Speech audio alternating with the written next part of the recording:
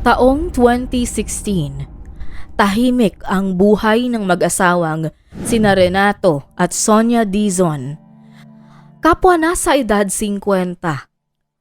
May dalawang anak na noon ay nakahanap ng sariling mga buhay sa ibang bansa. Ang panganay sa Italy at ang bunso naman ay nasa Canada. Sa mga panahong ito, tanging isang babaeng kasambahay lamang ang kasama ng mag-asawa sa kanilang tirahan. Kung kaya't kinailangan nila ng isang lalaking helper. Noon din ay pumasok sa kanilang buhay ang isang lalaki na kinilalang si Jonel Omiles, 32 anyos. Siya ay may kasanayan sa pagmamaneho kaya't agad na natanggap ng mag-apply ito bilang helper ng mag-asawa. Sa pagkakaalam ng pamilya, si Jonel ay tubong Zambales na napunta sa Cavite para maghanap buhay. Walang anak at asawa. Tahimik at walang imik kung kaya't inakala nilang mabait at mapagkakatiwalaan. Sa unang 2 buwan, maayos ang takbo ng lahat. Maagang gumigising si Jonel mula sa kanyang hiwalay na silid. Tahimik kung kumilos at maaasahan sa pagkukumpuni ng mga sirang kagamitan sa bahay. Gayunpaman, may mga bagay na unti-unting lumitaw mula nang dumating si Jonel. Ilang kagamitan ang bigla na lamang nawala at hindi na makita tulad ng mga lumang relo, mga damit at maliliit na bagay na may halaga. Walang diretsyong ebidensya kung sino ang kumuha ng mga ito. May hinala ang mag-asawa, ngunit pinili na lang nilang manahimik. Ayaw nilang mambintang ng walang matibay na patunay. Patuloy ang takbo ng buhay ng mag-asawa hanggang isang hapon, nagbago ang lahat. Habang naliligo si Sonia sa loob ng banyo, napansin niya ang aninong gumalaw sa labas ng bintana. Sa una, inakala niyang may hayop lamang na napadaan. Ngunit nang kanyang titigan, nakita niya ang mga mata ng pamilyar na tao. Ang helper na si Jonel. Napatigil siya sa pagkilos at napasigaw. Agad na dumating si Renato at ang kasambahay, ngunit paglabas nila, wala na si Jonel sa likuran ng bahay. Tahimik na muli ang paligid na parang walang nangyari. Nang tanungin si Jonel, itinanggi niya ang paninilip. Wala raw siyang ginawang masama. Ngunit para sa mag-asawa, sapat na ang pangyayaring iyon para mawalan ng tiwala. Kinabukasan, pinauwi na nila si Jonel. Ibinigay ang natitirang sahod at sinabihang wag nang bumalik. Para kina Renato at Sonia, doon na nagtapos ang takot. Ngunit para kay Jonel, doon pa lamang nagsisimula ang galit. Hindi agad naalis sa isip ni Jonel ang nangyaring pagsisante sa kanya. Nang mga sumunod na araw, nagpalipat-lipat siya ng tinutuluyan. Wala siyang matagal na pinirmihang trabaho. Wala ring malinaw na direksyon. Ang tanging bumabagabag lang sa isip niya ay ang bahay na iniwan niya at ang mga taong sa paniniwala niya ay humusga at nagpalaya sa kanya dahil lang sa isang pagkakamali. Para kay Jonel, hindi lamang iyon pagkawala ng trabaho. Pakiramdam niya ay inagawan siya ng dignidad. Sa halip na maghanap ng panibagong simula, mas pinili niyang magkimkim ng galit. Sa isang gabi ng paglalasing, nakipagkita siya sa dati niyang kakilala na si Romy Narvate, isang ex-convict, walang regular na hanap buhay at kilala sa lugar bilang taong madaling masangkot sa mga gulo. Matagal na silang magkakilala. Dati na rin silang nagkakasama sa inuman at sa mga maliliit na racket.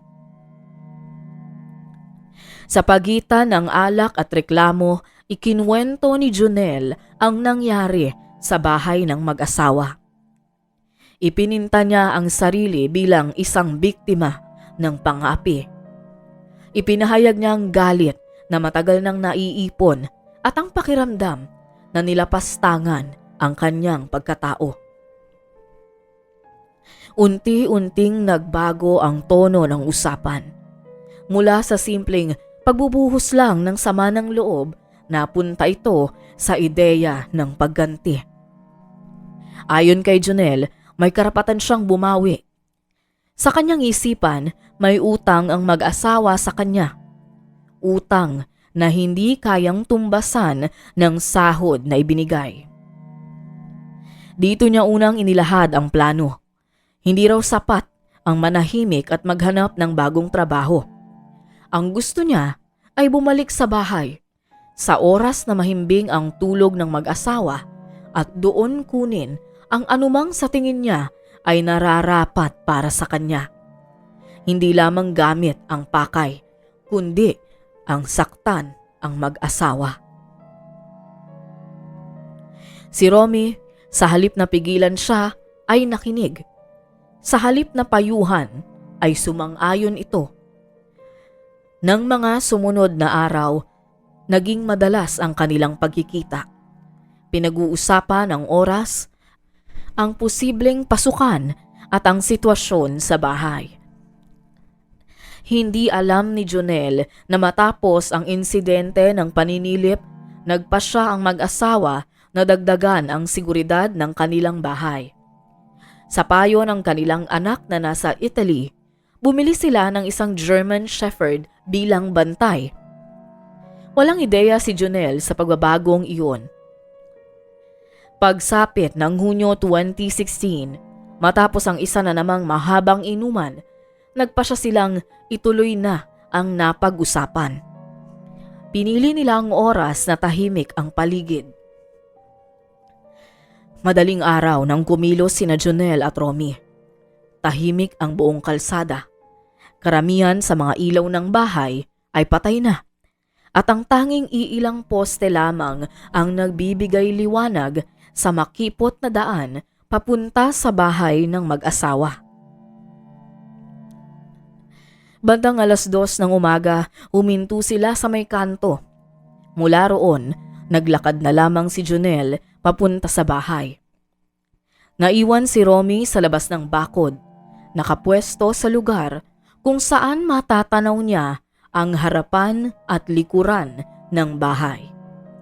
Siya ang magsisilbing lookout sa kanilang dalawa. May dala si Junel na patalim na isinuksok sa bewang niya. Mabagal ang kanyang hakbang habang lumalapit sa bakod. Ilang sandali, tumigil siya para pakinggan kung may galaw ba sa loob. Maingat siyang umakyat sa bakod at dumiretso sa likurang bahagi ng bahay. Kabisado pa rin niya ang ayos ng lugar mula noong siya'y nagtatrabaho pa roon. Alam niya kung saan karaniwang dumaraan ang mga tao. Habang gumagapang siya sa madilim na bahagi ng bakuran, napansin niya ang isang kulungan na yari sa bakal. Hindi niya ito pinagtuunan ng pansin. Sa halip, nagpatuloy siya sa pagkukubli habang dahan-dahang umuusad.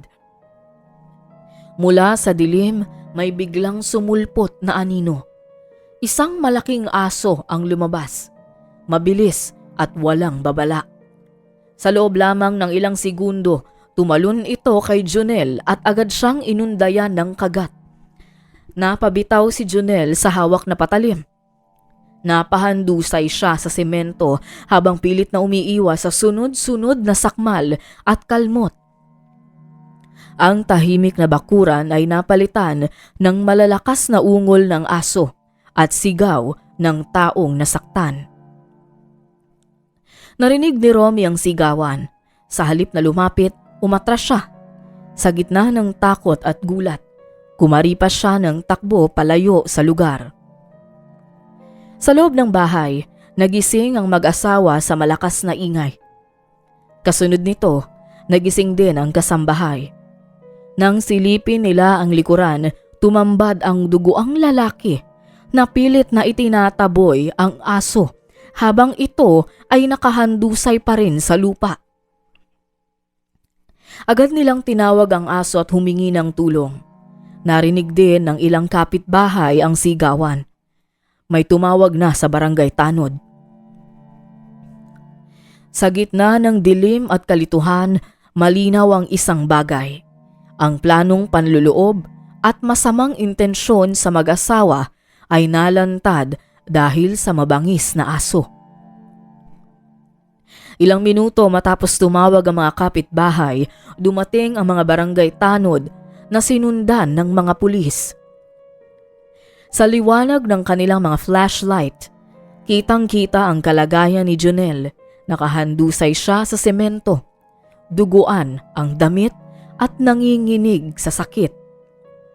May bakas ng kagat ng aso, balikat at hita. May mga galos din sa mukha at leeg. Agad siyang isinakay sa sasakyan at dinala sa pinakamalapit na ospital. Kasabay nito, kinuha ng mga pulis ang patalim na napulot sa bakuran at sinimulang isecure ang lugar. Kinuna ng larawan ang bakuran, ang veranda at ang bakas sa paligid.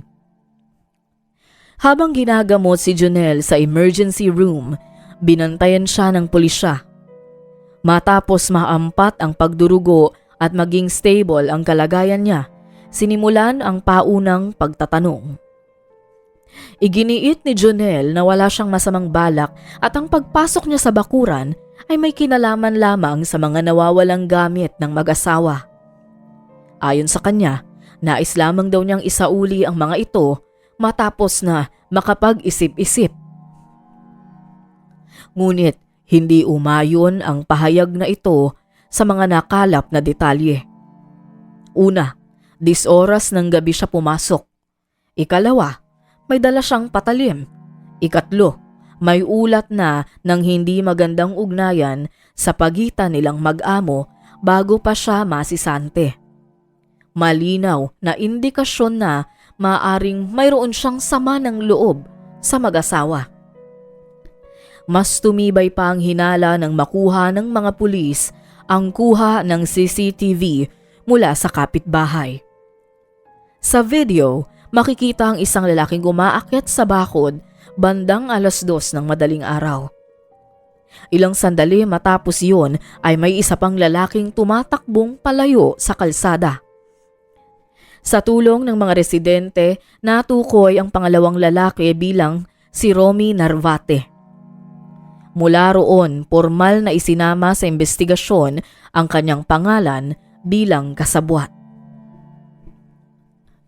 Habang nasa ospital si Jonel, sinimula ng pulisya ang paghahanap kay Romy at ang pagbuo ng mas malinaw na larawan ng nangyari ng gabing yun. Matapos ma-stabilize si Jonel, formal nang isinampa ng mag-asawang Renato at Sonia ang reklamo laban sa kanya. Inilagay sa salaysay ang insidente ng paninilip, ang pagkawala ng mga gamit sa bahay, at ang nangyaring pagpasok niya sa bakuran sa gitna ng gabi na may dalang patalim. Batay sa mga ito, inihain ang kasong attempted robbery at trespassing with intent to commit a felony. Sa pagpapatuloy ng investigasyon, natunto ng pulisya si Romy makalipas ang ilang araw. Sa pagkuha ng kanyang cellphone at sa pagsusuri ng mga mensahe, lumitaw ang mga palitan ng usapan nila ni Jonel bago ang insidente. May mga pahiwatig ng planong pagpasok sa bahay at ng paghihintay sa tamang oras. Dahil dito, formal na isinama si Romy bilang kasabwat sa kaso. Mas tumibay pa ang kaso nang magbigay ng pahayag ang kasambahay ng mag-asawa. Ayon sa kanyang salaysay, Matagal na raw siyang may kakaibang napapansin kay Junel. May isang pagkakataon ding sadya nitong ipinakita sa kanya ang pribado nitong bahagi, ngunit hindi na nagsumbong pa ang kasambahay sa takot na may kung anong masamang gawin ang lalaki. Makalipas ang ilang buwan ng pagdinig, pagpresenta ng ebidensya at pagsusuri ng mga salaysay, inilabas ng korte ang desisyon. Napatunayang guilty si Junel sa kasong inihabla laban sa kanya. Hinatulan naman si Junel at Romy ng pagkakakulong na aabot ng 8 hanggang 12 taon. Sa desisyong iyon, binigyang diin ng korte na kung hindi dahil sa agarang pagresponde ng aso at sa pagdating ng mga tanod, maaring nauwi na sa mas mabigat na trahedya ang nangyari. Ang German Shepherd na si Thor ay kinilala ng pamilya bilang bayani at kanilang tagapagligtas. Pagkatapos ng insidenteng yun, mas naging maingat ang mag-asawa.